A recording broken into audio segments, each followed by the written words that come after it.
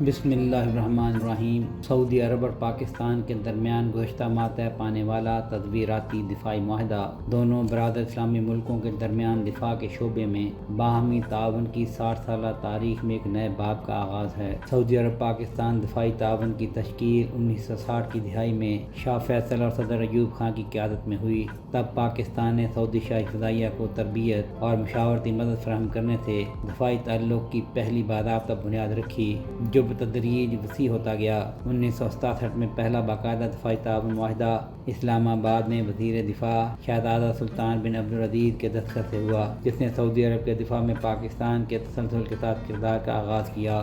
پھر 1970 کی دہائی میں اس معاہدے کو فوجی اہلکاروں اور مہارت کے بڑے پیمانے پر تبادلہ میں ڈھالا گیا اور ہزاروں سعودی کیڈٹس نے پاکستانی افواج کے تربیتی اداروں میں تربیت حاصل کی۔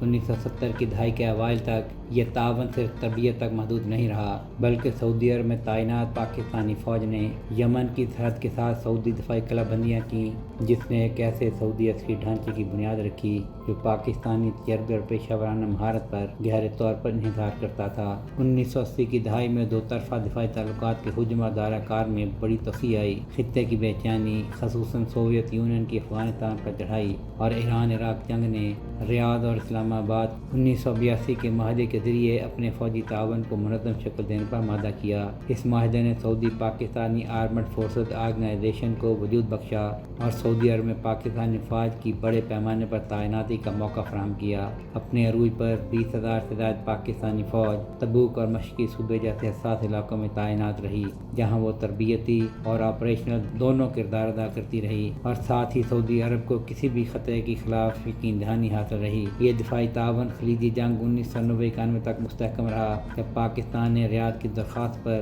11,000 سے زائد فوجی سعودی عرب بھیجے، جنہیں 1982 کے معاہدے کے مطابق دفاعی پوزیشنوں پر تعینات کیا گیا تاکہ سرحدوں اور مقدس مقامات کی حفاظت کی جا سکے۔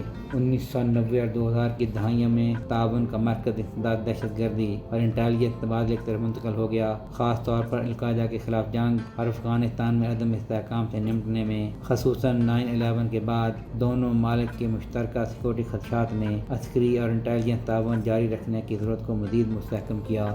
گزشتہ دہائی میں سعودی پاکستان دفاعی تعلقات میں مزید تنوع آیا تاکہ انہیں خطے اور دنیا کی نئی حقیقتوں کے مطابق ڈھالا جا سکے۔